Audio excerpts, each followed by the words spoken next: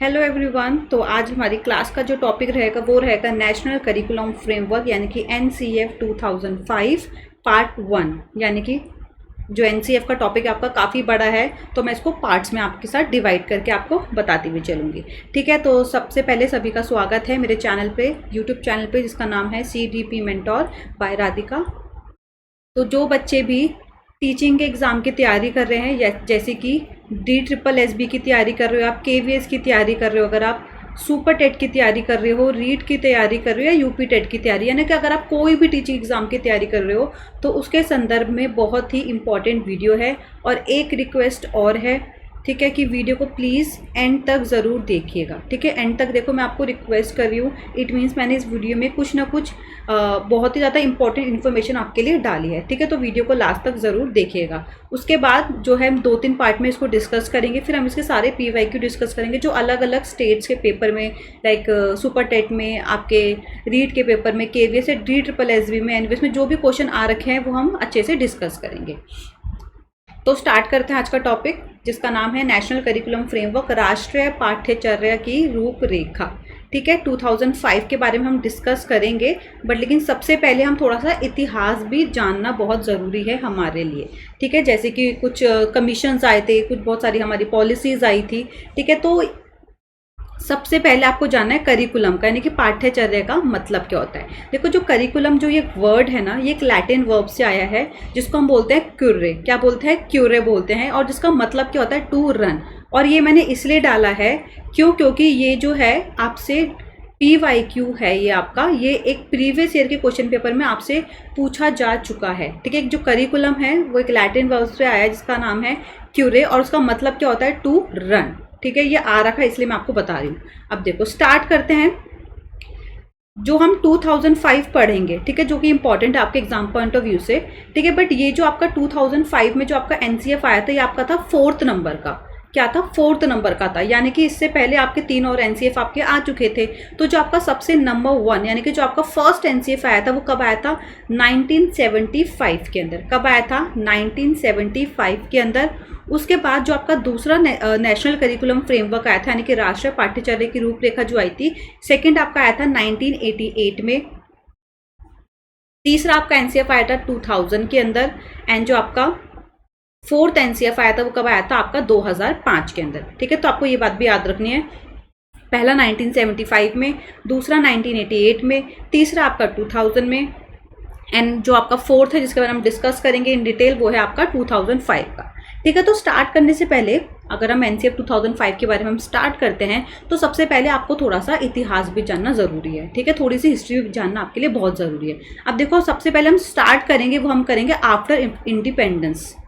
यानी कि इंडिपेंडेंस के बाद जो भी आपकी कमिटीज़, आप जो भी आपके आयोग आए हैं, जो भी आपकी नीतियाँ आई है, उनके बारे में डिस्कस करना बहुत ज़्यादा इंपॉर्टेंट है। क्योंकि अगर आपका वहाँ से कंसेप्ट अच्छे से क्लियर हो गया ना, तो आप बहुत इजीली चीज़ों को समझ पाओगे। क्योंकि अगर आपने स्टार्टिंग के कमीशन या फिर आपने पॉलिसीज़ नहीं पढ़ी, तो उससे बहुत सारे क्वेश्चंस आपके आते हैं एग्जाम के अंदर। ठीक है, अगर आपने PYQ देखे होंगे तो आपको बहुत अच्छे से क्लियर हो जाएंगी ये सारी चीज़ें।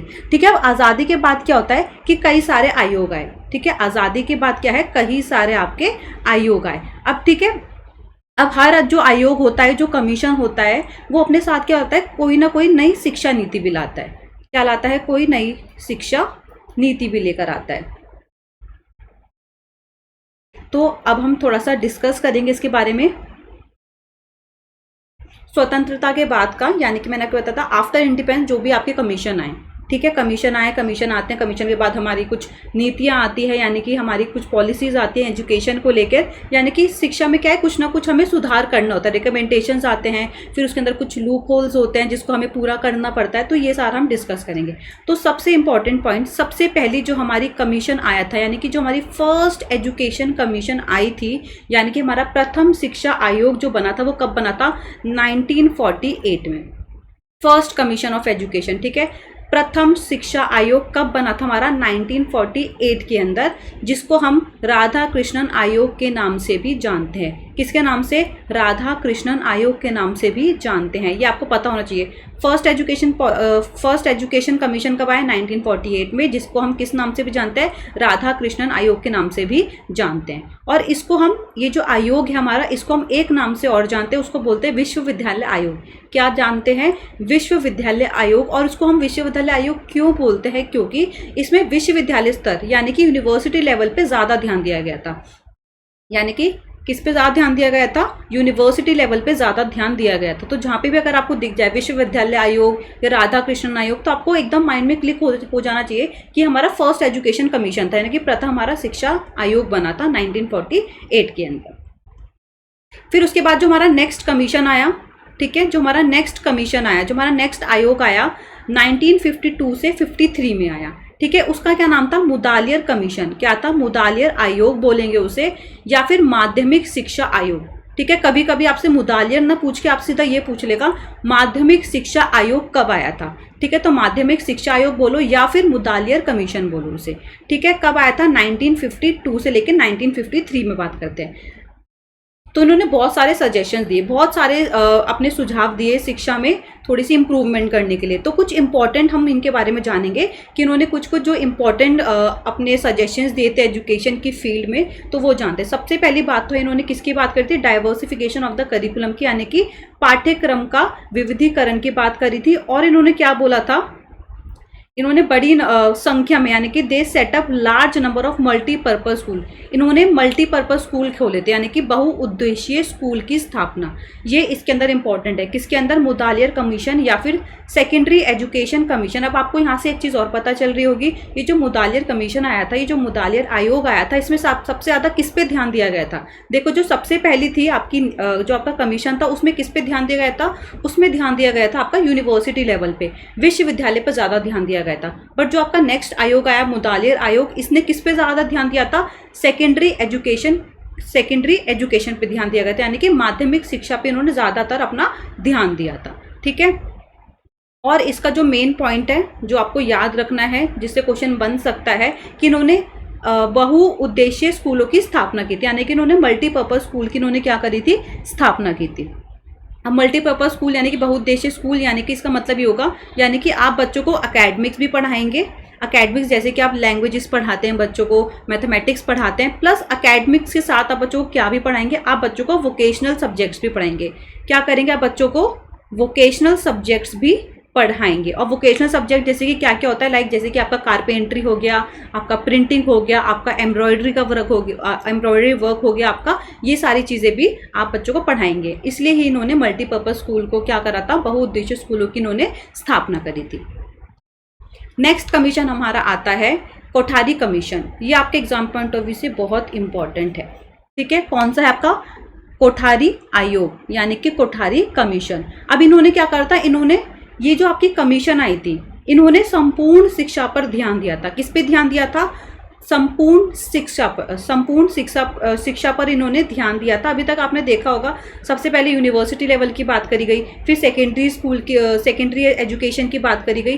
बट कोठारी कमीशन एक ऐसा कमीशन था जिन्होंने संपूर्ण शिक्षा पर क्या था? ध्यान दिया था। अब देखो 1964 से लेके 1966 तक होगा। ठीक है, तो Kothari commission was formed on 14 जुलाई 1964। ठीक है, वैसे डेट इतना पूछता नहीं है, बट ईयर आपसे पूछ लिया जाएगा कि कोठारी कमीशन का जो है उसका गठन कब किया गया था।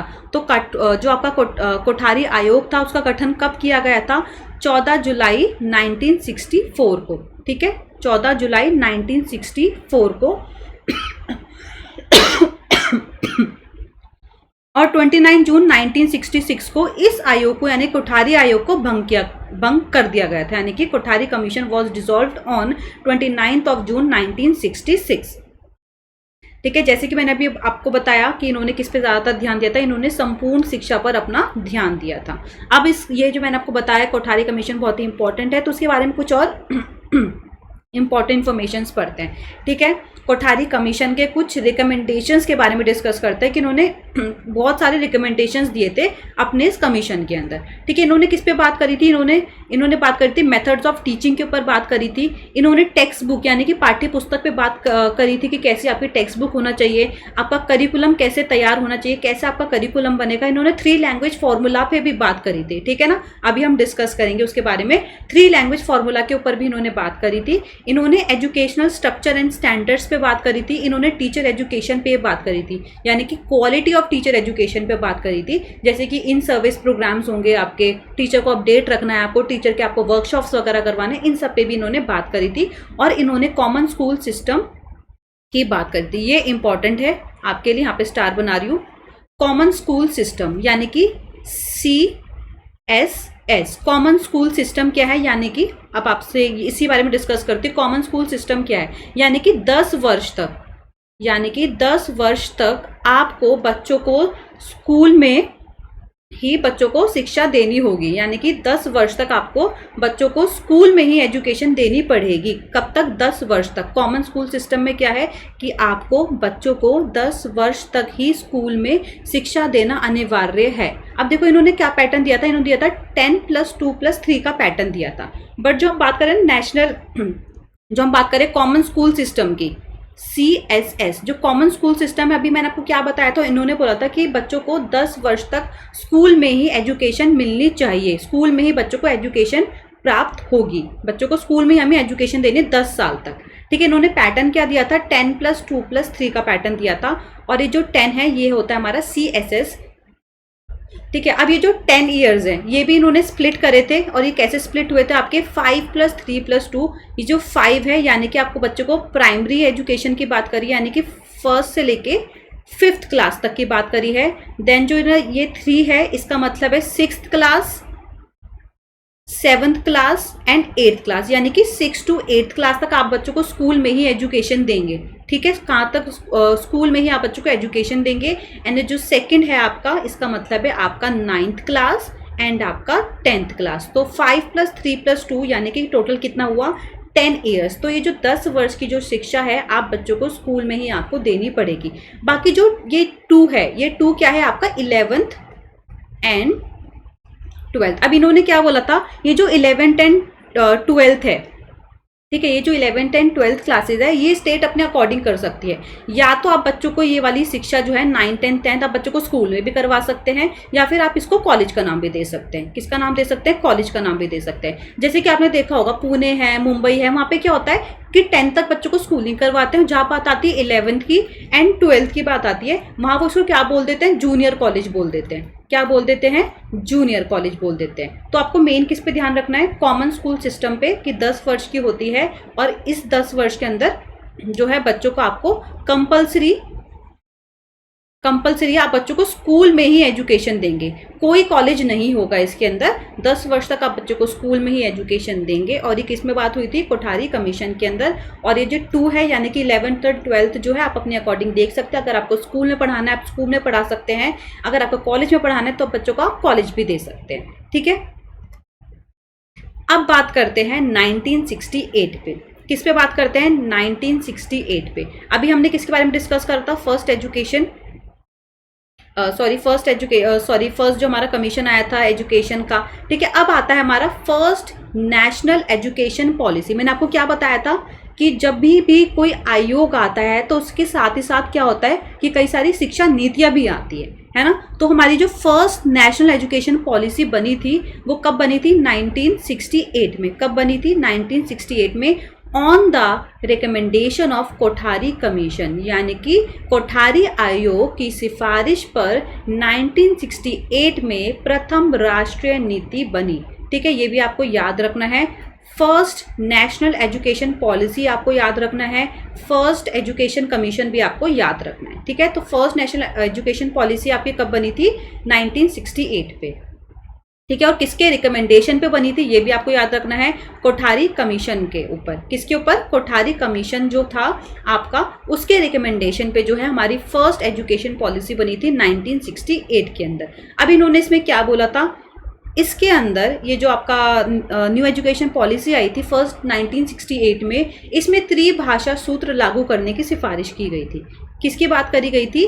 3 लैंग्वेज फॉर्मूला जो हम पढ़ते हैं उसको लागू करने की क्या करी गई थी? सिफारिश करी गई थी। ठीक है, किसके रिकमेंडेशन पे? कोठारी कमीशन के रिकमेंडेशंस पे। ठीक है, अभी जब हमने कोठारी कमीशन पढ़ा था, हमने बहुत सारे रिकमेंडेशंस पढ़े थे ना, तो उसमें हमने पढ़ा था ना कि उन्होंने 3 लैंग्वेज फॉर्मूला की बात करी थी, उसको लागू करना चाहिए। तो नेशनल पॉलिसी ऑफ एजुकेशन में भी इसकी सिफारिश करी गई थी कि आप 3 लैंग्वेज फॉर्मूला जो है आप उसको लागू करें। अब 3 लैंग्वेज फॉर्मूला क्या होता है? यानी कि आप जो बच्चों को फर्स्ट लैंग्वेज पढ़ाएंगे वो क्या होगी? बच्चे की मदर टंग होगी, यानी कि बच्चे की मातृभाषा होगी। क्या होगी? बच्चे की मातृभाषा होगी। जो सेकंड लैंग्वेज होगी आप उसमें बच्चों को इंग्लिश पढ़ा दीजिए। और जो थर्ड लैंग्वेज होगी, ठीक है, जो थर्ड लैंग्वेज होगी आप बच्चों को कोई भी मॉडर्न इंडिया लैंग्वेज पढ़ा सकते हैं। ठीक है, जैसे कि संस्कृत, मैं आपको एग्जाम्पल के तौर पे पढ़ा रही हूँ। जैसे कि संस्कृत आप बच्चों को पढ़ा सकते हैं, या फिर पंजाबी पढ़ा सकते हैं। जैसे कि बहुत सारी अब इंटरनेशनल लैंग्वेजेस भी आ गई है, जैसे बच्चों को स्कूल में फ्रेंच और जर्मन का ऑप्शन भी दे दिया जाता है। और जो संस्कृत है वो आपकी मॉडर्न इंडिया लैंग्वेज होती है। इंग्लिश पेडागोजी में क्वेश्चन आपका आ रखा है कि जो संस्कृत होती है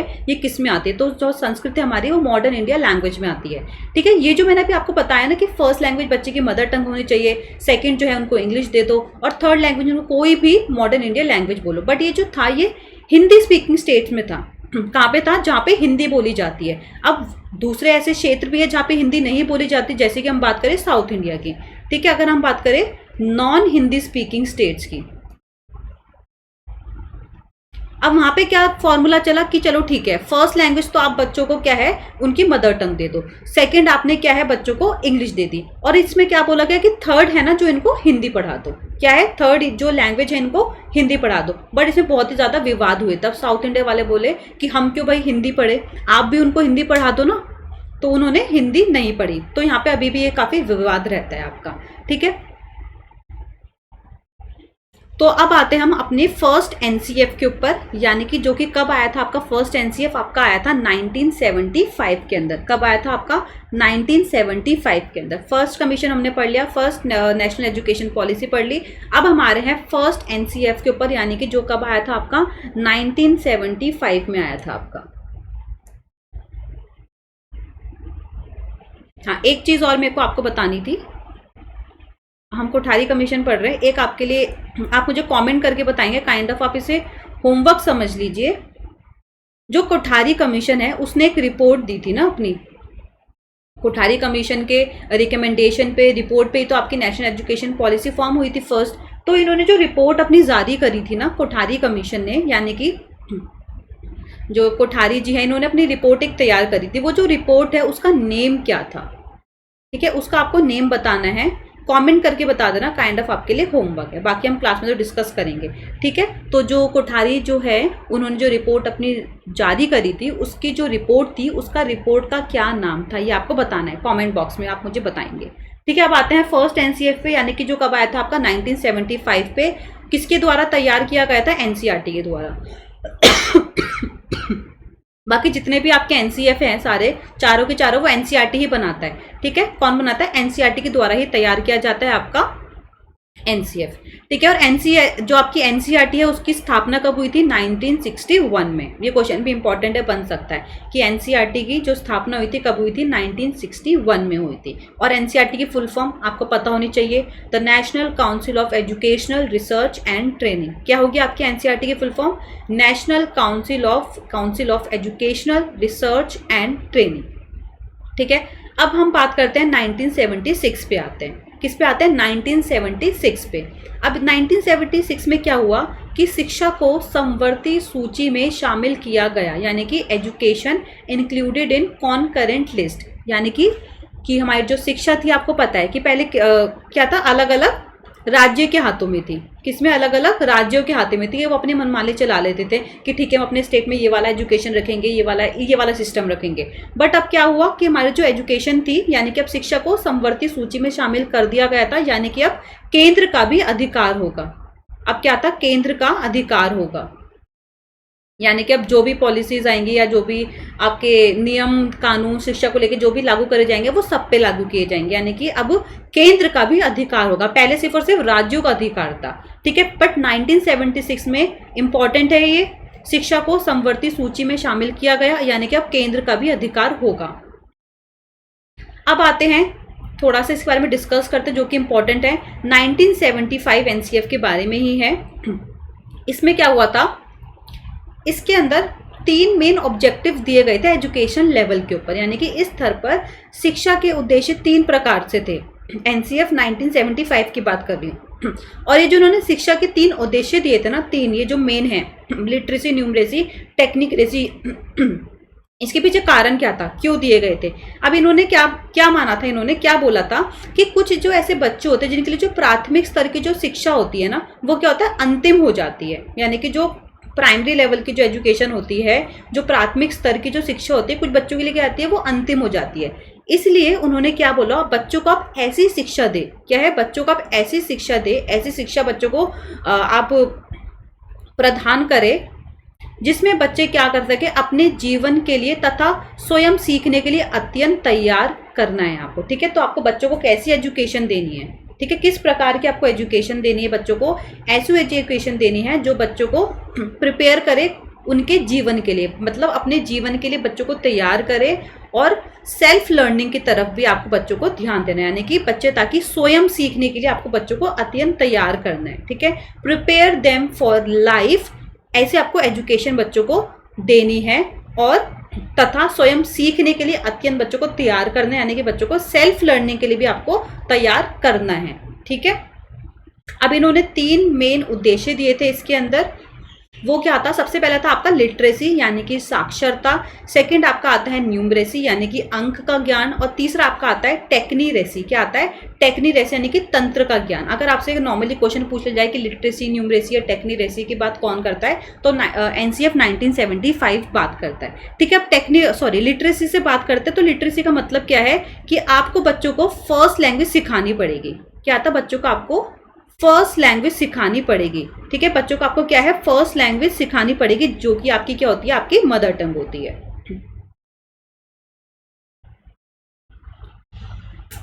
और इन्होंने क्या बोलता कि आप बच्चों को इस लेवल पे आपको लेके जाना है, बच्चों को आपको इस लेवल पे सिखाना है कि बच्चे क्या हो सके, इजीली कम्युनिकेट कर सके, यानी कि जो भी बच्चा कहना चाहता है, जो भी बच्चा अपनी बात सामने वाले तक पहुंचा सके, तो वो क्या है कि बच्चा जो है अच्छे से बोलकर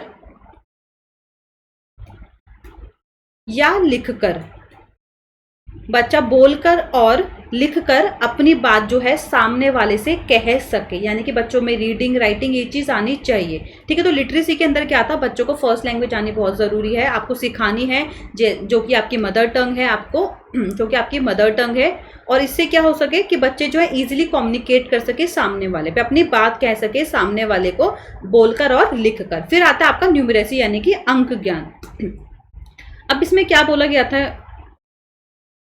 कि बच्चों को आपको 4 मूलभूत, क्या है, बच्चों को आपको 4 मूलभूत संख्यात्मक क्रियाओं का आपको ध्यान जो है संख्यात्मक क्रियाओं का बच्चों को आपको ज्ञान देना है। ठीक है, जिससे कि क्या होगा कि बच्चे जो हैं अपनी प्रैक्टिकल लाइफ में, बच्चे जो हैं अपनी प्रैक्टिकल लाइफ में प्रॉब्लम्स को सॉल्व कर सके, बच्चे अपनी प्रैक्टिकल लाइफ में प्रॉब्लम्स को सॉल्व कर सके, यानी कि बच्चों को आपको इतना अंक का ज्ञान, इतना तो आपको बच्चों को अंक का ज्ञान देना है, ज्ञान कि बच्चे जो हैं अपनी लाइफ के अंदर, अपनी प्रैक्टिकल लाइफ में प्रैक्टिकल प्रॉब्लम्स का जो है सोल्यूशन निकाल सके। फिर उन्होंने बात करी थी टेक्नीरेसी यानी कि तंत्र ज्ञान के, जिसमें उन्होंने बात करी थी विज्ञान की बात करी थी कि उन्होंने क्या बोलता, बच्चे को जो है विज्ञान समझने की विधि आ जानी चाहिए। क्या था, बच्चे को जो है, देखो मैं कुछ चीज़ें लिख नहीं रही हूँ बट फिर भी मैं जो बोल रही हूँ आप उन चीज़ों को समझो और उससे नोट्स आप बनाओगे। ठीक है, कि बच्चों को जो है विज्ञान समझने की जो विधि है वो आ जानी चाहिए, और बच्चों को इतना ज्ञान देना चाहिए कि वह अपने जीवन और आसपास के वातावरण में विज्ञान और यंत्र का महत्व जो है समझ सके। ठीक है, अपने आसपास के वातावरण में विज्ञान और यंत्र का जो महत्व है वो बच्चे समझ सके। ये किसमें आएगा, आपका टेक्नीरेसी में।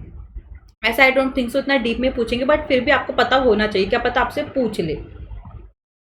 अब आते हैं 1986 के ऊपर। किसके ऊपर आते हैं, अब आते हैं 1986 के ऊपर। इसमें क्या हुआ था, हमारी सेकंड एजुकेशनल पॉलिसी आई थी।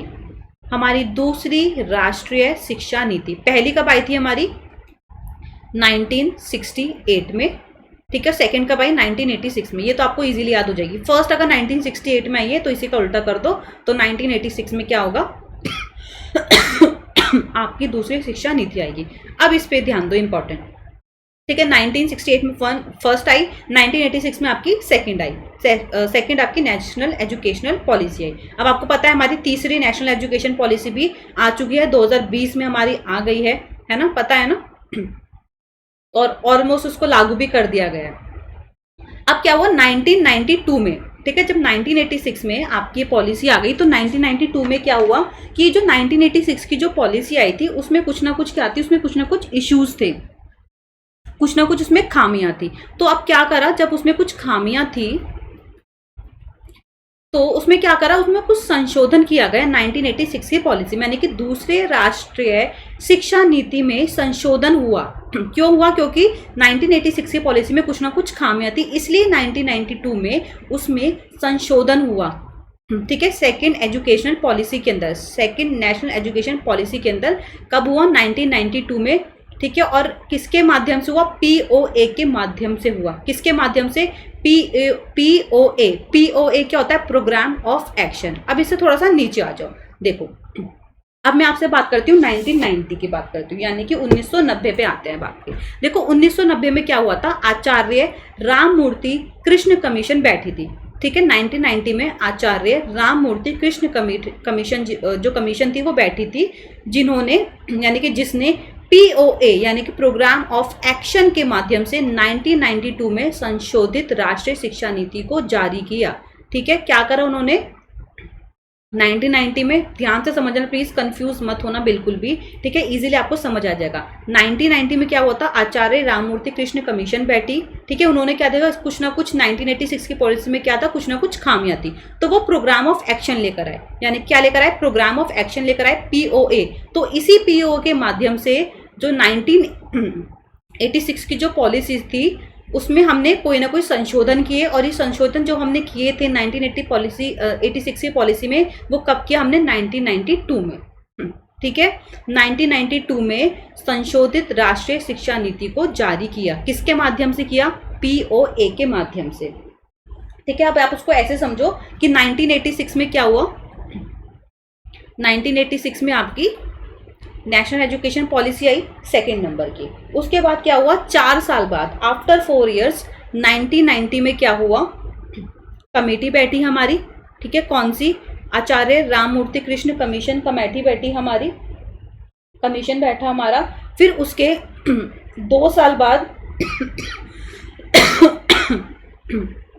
फिर उसके 2 साल बाद क्या हुआ, पीओए आया।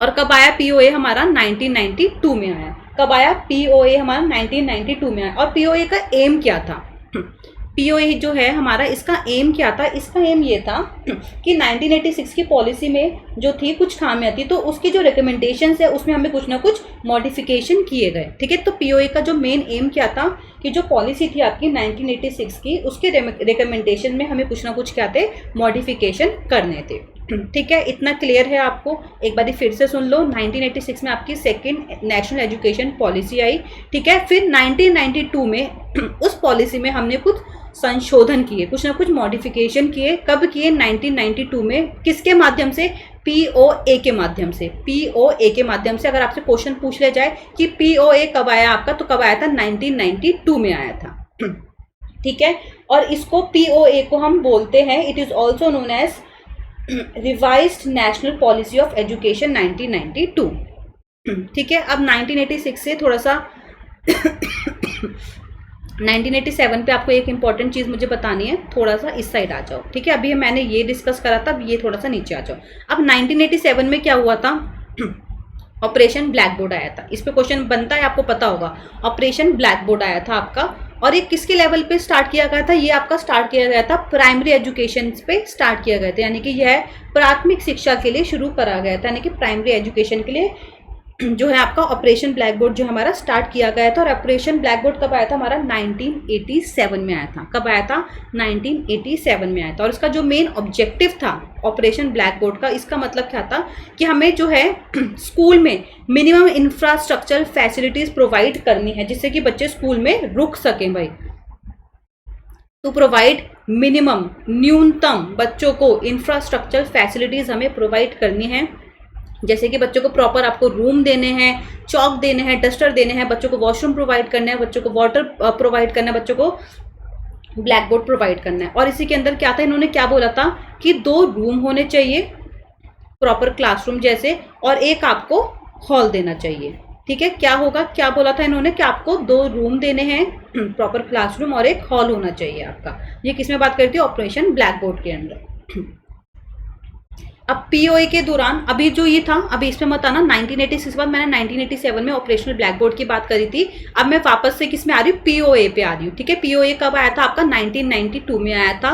ठीक है कब आया था 1992 में आया था। और अगर आपको लग रहा है कि आप कंफ्यूज हो रहे हो, अगर आप 1-2 बार पढ़ोगे ना उसे ढंग से, मैंने स्लाइड इतने अच्छे तरीके से बनाई कि आप कंफ्यूज नहीं होगे और आप अच्छे से अपने नोट्स भी बना लेना। ठीक है, अब हम बात करते हैं कि पीओए के बारे में कब आया था, 1992 में आया था। तो जो दूसरी राष्ट्रीय आपकी शिक्षा नीति थी उसमें संशोधन किया गया था 1992 में, किसके माध्यम से, पीओए के माध्यम से। ठीक है, किसके माध्यम से, पीओए के माध्यम से। अब देखो, पीओए के दौरान पाठ्यक्रम में 3 शब्दों को जोड़ा गया था। ठीक है, प्रोग्राम ऑफ एक्शन के दौरान पाठ्यक्रम में 3 शब्दों को जोड़ा गया था। फर्स्ट है आपका लचीलापन यानी कि फ्लेक्सिबिलिटी। सेकंड है आपका गुणवत्ता यानी कि क्वालिटी। एंड थर्ड है आपका प्रासंगिकता यानी कि रेलेवेंस। ठीक है, कितने शब्दों को जोड़ा गया, flexibility, quality and relevance. Flexibility, quality and relevance. फिर आपका क्या हुआ, फिर आया 1993। ठीक है, 1992 हमने पढ़ लिया। 1992 के बाद क्या हुआ, 1993 आया। अब इसमें क्या इंपॉर्टेंट था, वेरी इंपॉर्टेंट, मैं स्टार बना रही हूँ इस पर, 3-4 ही बना दिए मैंने। यशपाल कमेटी का गठन किया गया। ठीक है, यशपाल कमेटी का गठन किया गया। कब किया गया, यशपाल कमेटी का गठन कब किया गया, यशपाल कमेटी का गठन कब किया गया, 1993 में। ठीक है, 1993 में। 1992 में क्या होता, पीओए आया। ठीक है, फिर उसी के रिकमेंडेशंस वगैरह पे एक यशपाल कमेटी का गठन किया गया। ठीक है, और इसमें इन्होंने क्या इंपॉर्टेंट बात करी थी, इन्होंने क्या बोला था, इसमें बिना बोझ के शिक्षा की बात करी गई, यानी कि लर्निंग विदाउट बर्डन। आपने कितनी बार सुना होगा ना, learning without burden, learning without burden. तो ये बात कहाँ पे आपके बोली गई थी, यशपाल कमेटी के गठन जब हुआ था उसमें ये बात बोली गई थी। ठीक है, लर्निंग विदाउट बर्डन। आपने देखा होगा ना, पहले जो होते थे बच्चे होते थे, इतनी ज़्यादा उनका सिलेबस होता था, इतनी ज़्यादा उनकी किताबें होती थी, बच्चे बैग भर भर के एकदम 3-4 किलो का बैग भर के जो है, आप उससे ज़्यादा भी हो सकता है, भर के बच्चे डेली लेके जा रहे हैं। तो इन्होंने किस पे ध्यान दिया था कि बच्चों को अगर आप सिखा रहे हैं तो लर्निंग कैसी होनी चाहिए आपकी, विदाउट बर्डन, बिना बोझ की शिक्षा आपकी होनी चाहिए।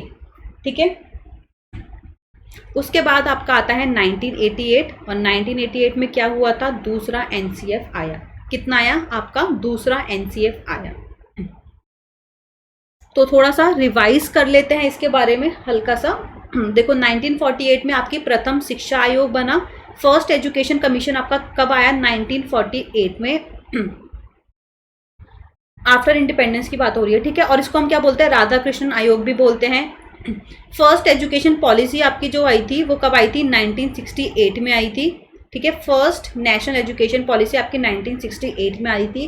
फर्स्ट एनसीएफ आपका 1975 में आया था। कब आया था, 1975 में आया था। फिर 1986 में आपकी सेकंड नेशनल एजुकेशन पॉलिसी आई थी। 1986 में आपकी आई थी आपकी दूसरी राष्ट्रीय शिक्षा नीति आई थी। ठीक है, उसके बाद 1987 में ऑपरेशन ब्लैक बोर्ड आया था आपका।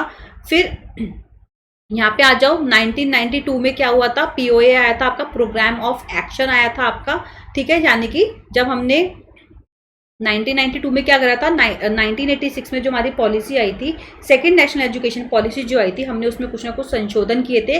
और किसके माध्यम से किए थे, पीओए के हमने माध्यम से करे थे। और पीओए का एम क्या था, यानी कि जो उस पॉलिसी में 1986 में जो पॉलिसी थी उसके रिकमेंडेशन में हमें कुछ ना कुछ मॉडिफिकेशन करने थे।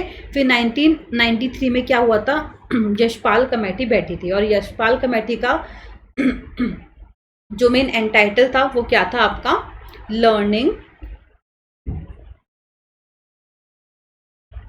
Without burden. तो आई होप सो बिल्कुल भी कंफ्यूज नहीं होगे आप लोग, मैंने बहुत ही इजी लैंग्वेज में आपको समझाया है।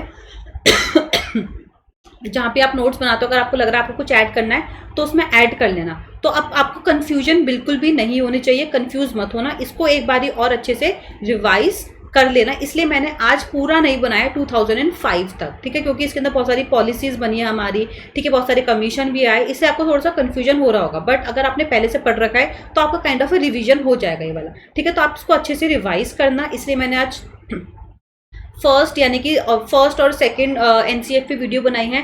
कल हम इसके बारे में थोड़ा सा और डिटेल में पढ़ेंगे, सेकंड एनसीएफ के बारे में, थर्ड एनसीएफ के बारे में, एंड आपका जो है फोर्थ एनसीएफ यानी कि एनसीएफ 2005 के बारे में कल हम और डिटेल में पढ़ेंगे, ठीक है। तब तक आप ये सारे जो हैं कमीशन, आपकी पॉलिसीज और एनसीएफ जो आपका फर्स्ट था 1975, उसको आप अच्छे से रिवाइज कर लीजिए। बाकी हम कल मिलते हैं, ठीक है। क्या करते हैं, कल मिलते हैं हम। इसका जो पीडीएफ है वो मैं आपको टेलीग्राम चैनल पर डाल दूंगी। टेलीग्राम चैनल का नेम क्या है, CDP/पेडामेंटोर, CDP/पेडामेंटोर पे मैं इसका पीडीएफ आपको डाल दूंगी। थोड़ी सी मेहनत करना, इसको अच्छे से पढ़ लो, बहुत ही इंपॉर्टेंट टॉपिक है। अगर आप कोई भी टीचिंग का एग्जाम दे रहे हो, अगर आप डीएसएसबी के लिए भी तैयारी कर रहे हो उसके लिए भी इंपॉर्टेंट है। फिर से बता रही हूँ, केवीएस के लिए इंपॉर्टेंट है, एनवीएस की तैयारी करोगे आप, अभी तो वैसे उसके आए नहीं पेपर, रीट की तैयारी कर रहे हो, सुपर टेट की तैयारी कर रहे हो आप, ठीक है। तो अगर आपको मेरा वीडियो पसंद आया, अगर आपको लगता है कि आपने सच में कुछ अच्छा इन्फॉर्मेशन लिया है या आपने कुछ सीखा है, तो वीडियो को लाइक ज़रूर करें, शेयर ज़रूर करना है आपको वीडियो को, आप लोग शेयर नहीं करते हो, ठीक है। अगर आप पहली बार मेरा वीडियो देख रहे हो तो चैनल को सब्सक्राइब करना ना भूलें, ठीक है। आप वीडियो देख लेते हो, चैनल को सब्सक्राइब नहीं करते हो, बहुत गलत बात है। तो वीडियो को देखते हो तो लाइक करना है, शेयर करना है, सब्सक्राइब करके जाना है। बाकी हम कल मिलते हैं अपनी क्लास में, एनसीएफ 2005 का हम सेकेंड पार्ट करेंगे, ठीक है। हम कल डिस्कस करेंगे पार्ट 2। तो till then bye bye, take care, सब अपना ध्यान रखो, पढ़ते रहो और रिवीजन करते रहो। जितने ज़्यादा रिवीजन करोगे माइंड में उतनी ज़्यादा चीज़ें बैठती रहेंगी, क्योंकि अभी मैंने जो आपको पढ़ाई है अभी आपके कॉन्शियस माइंड में, 2-3 दिन बाद आपके अनकॉन्शियस माइंड में चला जाएगा, ठीक है। तो रिवीजन करते रहो।